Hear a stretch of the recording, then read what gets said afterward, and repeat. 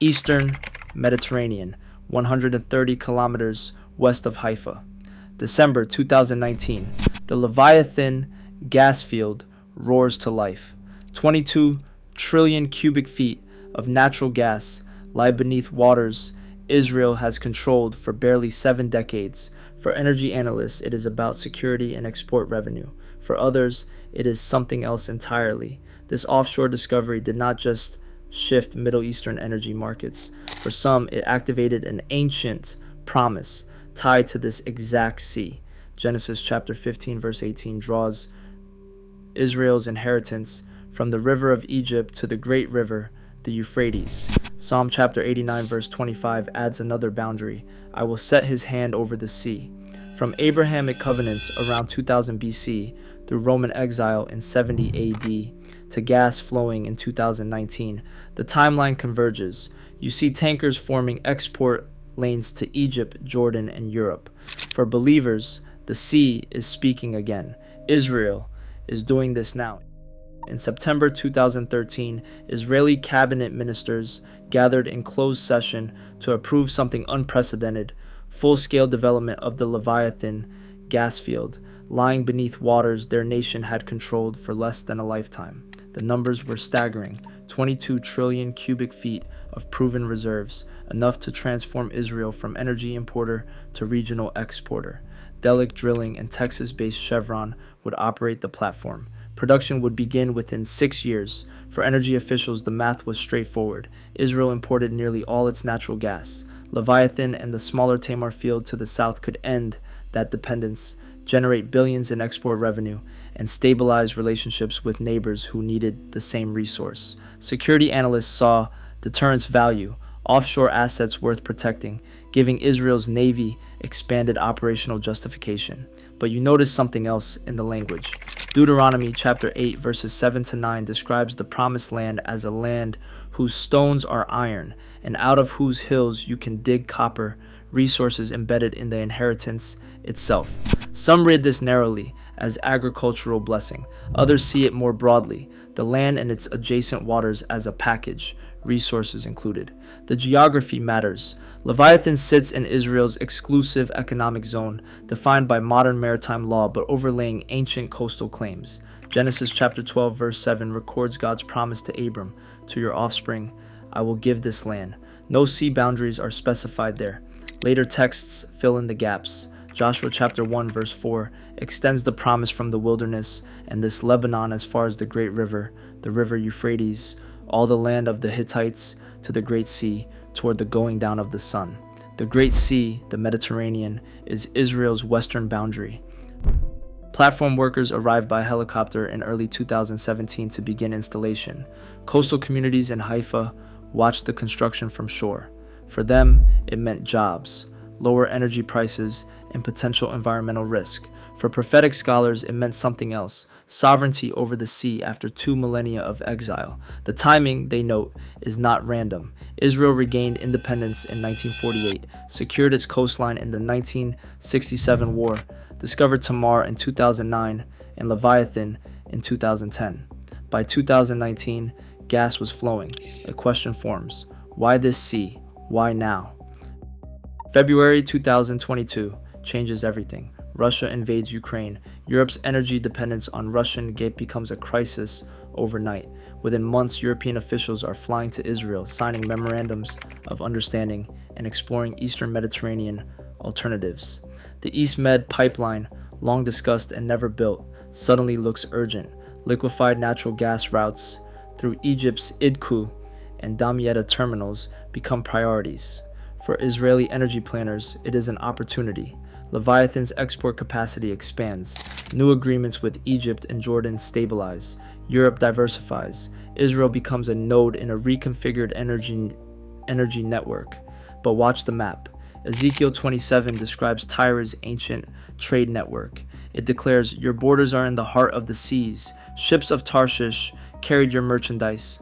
Phoenician city-states dominated Mediterranean commerce for centuries, moving goods along coastal routes that connected 3 continents. Israel's coastline sat at the center of these networks until Rome destroyed Jerusalem in 70 AD. scattered the Jewish population, and severed Israel's connection to maritime trade for nearly 2,000 years. Now trace the new routes. Israeli gas flows south to Egypt, converted to liquefied natural gas, and shipped to European ports. It flows east to Jordan, stabilizing the kingdom's energy supply. Pipeline proposals sketch lines north toward Turkey and west toward Cyprus and Greece. The Mediterranean, Israel's ancient western boundary, becomes an asset again. Isaiah 23 speaks of coastal cities and sea trade. It says, "Be ashamed, O Sidon, for the sea has spoken." Prophetic readers note the geographic precision. Sidon is north of Israel. The sea acts as an active agent, commerce as fulfillment. European ministers tour Leviathan in late 2022. Egyptian liquefied natural gas crews load tankers bound for Athens and Barcelona. The export lanes forming on shipping trackers mirror, in rough outline, ancient Phoenician routes. For policy analysts, it is economics and security. For others, it is Ezekiel's prophecy materializing in real time. The map keeps pulling north. Cyprus, Greece, Italy. All coastal and all connected by the same sea. In November 2020, Israel and Jordan signed a revised energy agreement. Gas from Leviathan will flow through a pipeline to Jordan's power plants, replacing more expensive imports. The deal stabilizes Jordan, strengthens ties, and generates Israeli revenue. Egypt had signed a similar agreement months earlier, importing Israeli gas to feed its own growing liquefied natural gas export industry. For Israeli defense officials, the logic is clear. Economic interdependence acts as a strategic buffer.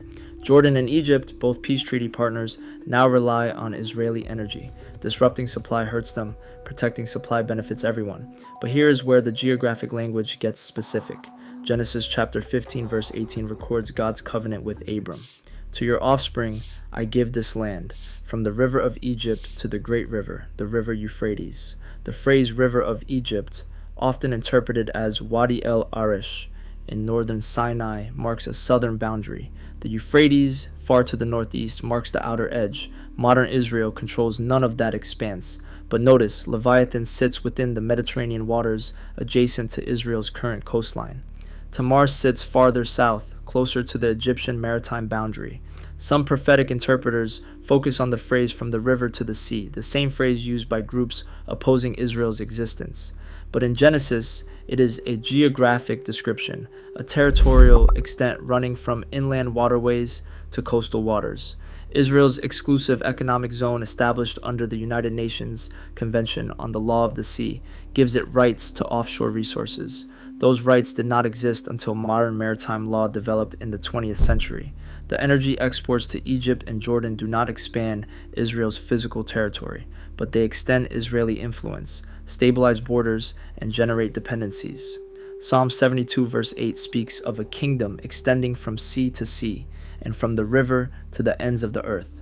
For believers, Leviathan is not just gas, it is a boundary marker, a claim fulfilled. Ancient borders resurface, not through conquest, but through commerce and treaty. The sea, once lost, becomes inheritance again. Open the ancient texts, and the Mediterranean appears constantly, not as metaphor, as geographic boundary. Numbers 34, verse 6 states plainly, "For the western boundary you shall have the great sea and its coast. This shall be your west boundary." The great sea, Hayam Hagadol, the Mediterranean, defined Israel's western edge from the beginning. Psalm 89 verse 25 goes further, "I will set his hand over the sea and his right hand over the rivers." Dominion language, not just land bordering water, but control extending into it. For 2,000 years that verse had no physical referent. Rome expelled the Jews in 70 AD. Byzantines, Arabs, Crusaders, Ottomans, and British controlled the coastline in succession. Jewish communities survived in diaspora, landlocked, scattered across Europe, North Africa, the Middle East. The sea, their prophesied boundary, belonged to someone else. Phoenicians dominated Mediterranean trade from roughly 1500 BC to 300 BC. Their city-states, Tyre, Sidon, Byblos, sat on the coast just north of Israel. They built ships, established colonies, and controlled commerce. When Israel existed as a unified kingdom under David and Solomon, roughly 1000 to 930 BC, it participated in this network. 1 Kings 9, verses 26 to 27 records Solomon's fleet operating from Ezion-Geber on the Red Sea. But the Mediterranean remained primarily Phoenician territory, though Israel's coastline gave it access. After the Roman exile, Jewish maritime presence essentially ceased. Scattered communities lived in port cities such as Alexandria, Venice, Amsterdam, Istanbul, but as minorities, not as sovereign operators. The scrolls they preserved named seas and coasts, but those verses became liturgical memory, not lived reality, until 1948, then 1967 when Israel secured its current coastline, then 2009 when Tamar was discovered, then 2010 when Leviathan was confirmed. Suddenly, I will set his hand over the sea, had a physical referent again. Israel controlled waters. It extracted resources from them. It exported through them. The words match the water. The timing for believers is everything. Jaffa, Caesarea, Akko, Ashkelon, ancient ports lining Israel's Mediterranean coast. For millennia, they represented access, commerce, power. King Herod built Caesarea in the 1st century BC as a major Roman port. Jaffa appears in Jonah 1 verse 3 as the departure point for Tarshish. These were not marginal sites. They were economic engines. After 70 AD, they remained operational, but under someone else. Byzantine Christians controlled them, then Arab caliphates, then Crusaders, then Mamluks, then Ottomans. Jewish communities existed in some coastal cities, but as residents, not rulers. The ports functioned for others' benefit. Isaiah 60 verse 5 offers a striking image. Then you shall see and be radiant. Your heart shall thrill and exult, because the abundance of the sea shall be turned to you. The wealth of the nations shall come to you. Written during or after the Babylonian exile, roughly 6th century BC, it envisions a future when Israel again benefits from maritime wealth. For 19 centuries that remained unfulfilled. Archaeologists working at Caesarea and Ashkelon have uncovered layers of occupation: Roman, Byzantine, Arab, Crusader. Each empire left infrastructure, each controlled trade. Israeli port authorities now manage what their ancestors built but never ruled. The physical locations have not moved. The sovereignty has. Historians note the pattern. Empires rise, dominate coastlines, extract resources, collapse. The Jewish people, scattered but preserved, outlasted all of them. Rome fell. Byzantium fell. The caliphates fractured. The Ottomans collapsed. Britain withdrew. And in 1948, a Jewish state reformed along the same coastline its ancestors inhabited 3,000 years earlier. Modern international law did not establish exclusive economic zones until the 1980s. Israel could not have claimed offshore resources in 1948, even if it had known they existed. Maritime boundaries were not defined. Drilling technology was not advanced enough. The legal framework did not exist. But by 2010 it did. Israel had sovereignty. It had recognized borders. It had maritime law backing its claims. And beneath the waters it controlled, geologists found gas. The exclusive economic zone, 200 nautical miles from a nation's coastline or to the median line with neighboring states, gives coastal nations rights to extract resources. Israel's exclusive economic zone extends west into the Mediterranean, north toward Lebanon, and south toward Egypt. The exact boundaries required negotiation, mediation, and sometimes tension. In 2010, the United States mediated a maritime boundary agreement between Israel and Cyprus, establishing the line dividing their respective zones. In 2022, after years of dispute, the United States mediated another agreement between Israel and Lebanon, resolving conflicting claims over offshore blocks where both nations wanted to drill. The Lebanese agreement was particularly significant. Two nations technically at war agreeing on resource boundaries because the economic stakes were too high to ignore. Proverbs chapter 8 verse 29 speaks of God's creative act when he assigned to the sea its limit so that the waters might not transgress his command. For ancient readers, this meant God set physical boundaries, shorelines, depths, and currents. For modern prophetic interpreters, it carries additional meaning: legal boundaries, sovereign zones, and recognized limits that allow resource extraction. The Leviathan field sits entirely within Israel's exclusive economic zone, EEZ, south of the Cyprus line, north of the Egyptian line, and west of the Lebanese line. No boundary dispute. Clear ownership. Legal access. Here is what matters. Modern maritime law provided the framework, but only after Israel regained statehood. If the state had formed in 1850, before international law recognized offshore rights, none of this would have legal standing. If it had formed in 2050, someone else might have already drilled these fields. The timing converged. Statehood, maritime law, technology, and discovery within a 70-year window. For policy analysts, it is fortunate timing. For believers, it is providential.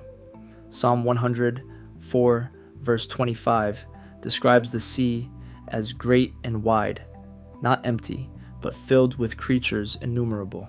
Resources placed, boundaries set, access granted.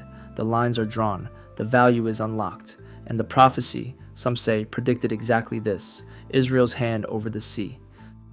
Seismic surveys map the seafloor in precise detail. Geologists analyze rock formations, pressure levels, and gas concentrations. The data for Leviathan came back definitive.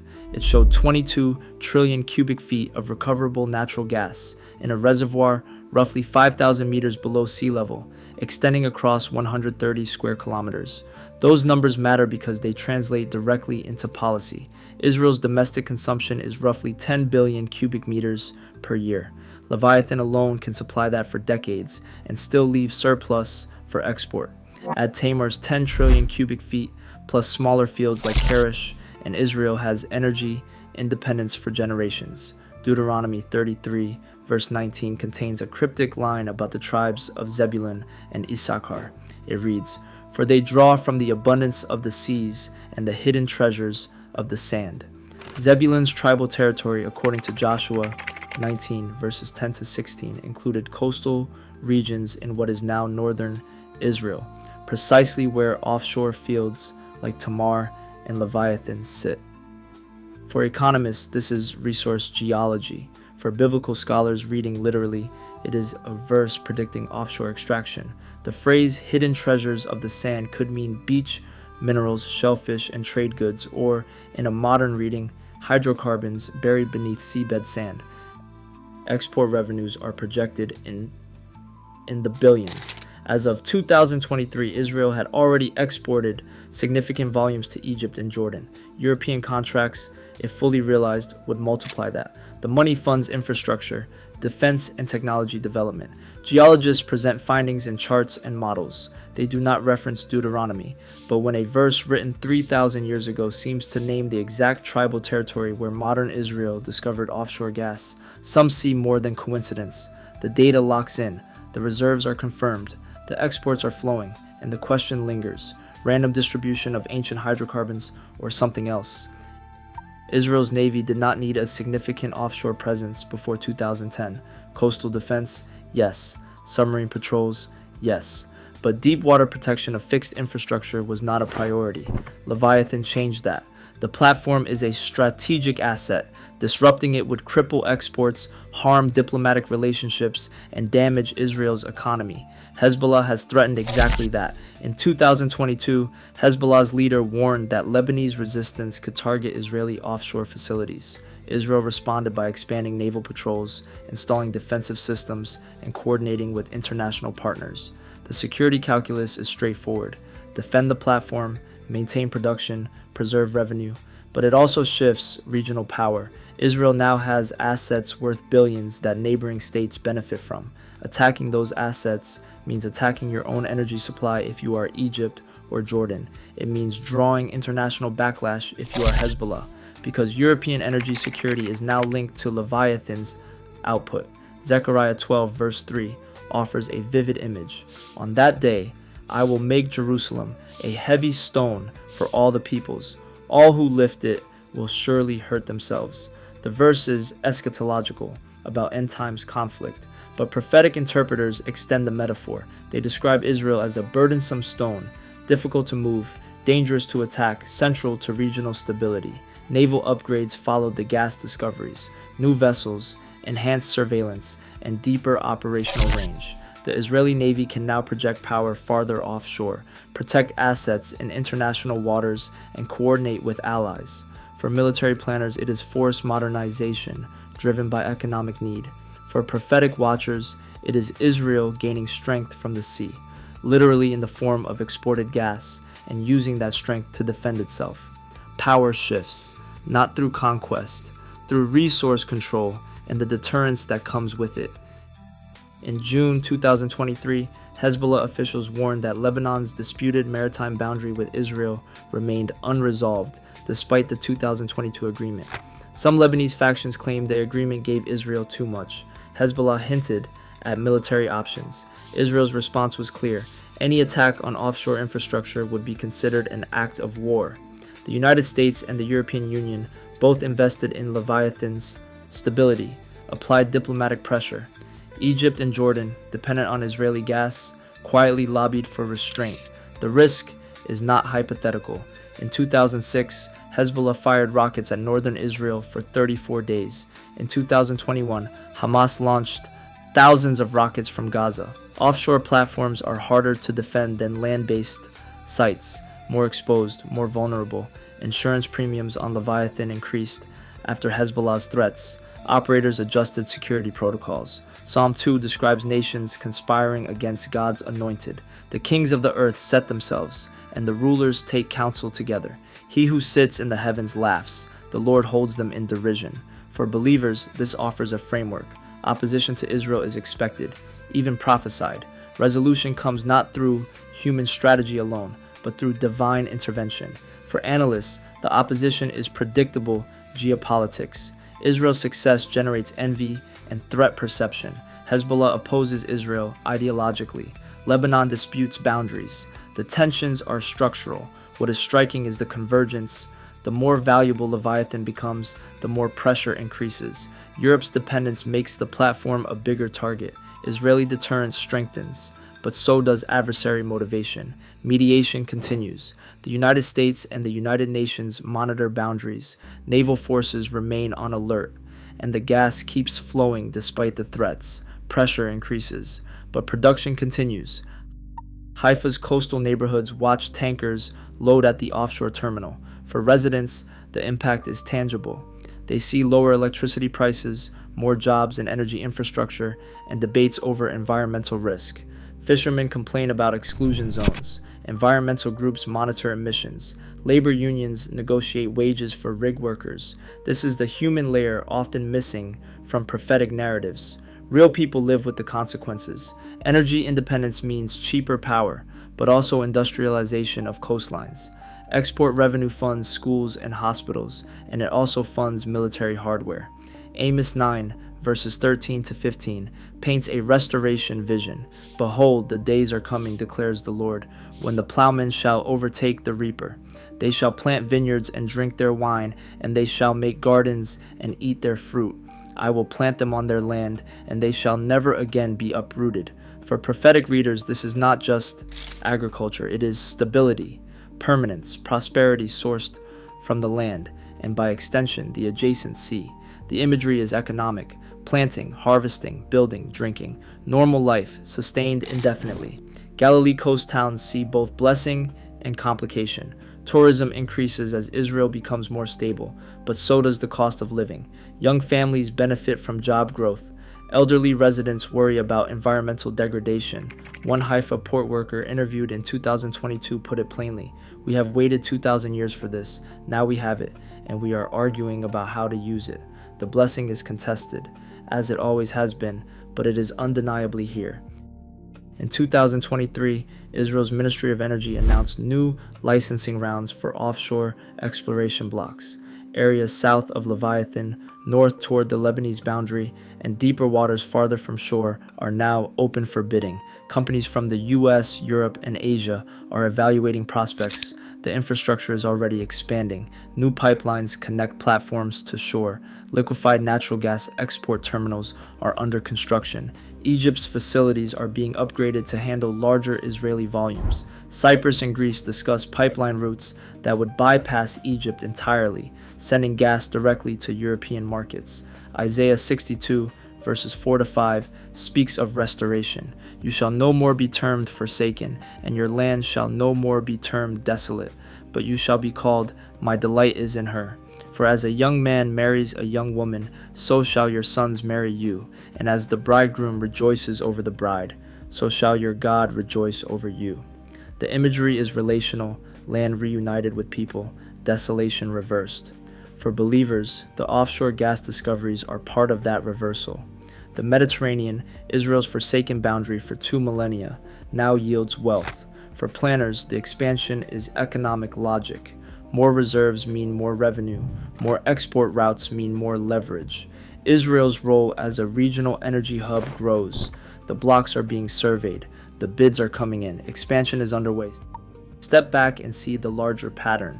From Abraham's covenant around 2000 BC, through exile in 70 AD, through 19 centuries of dispersion, to statehood in 1948, to gas discovery in 2010, to full production in 2019.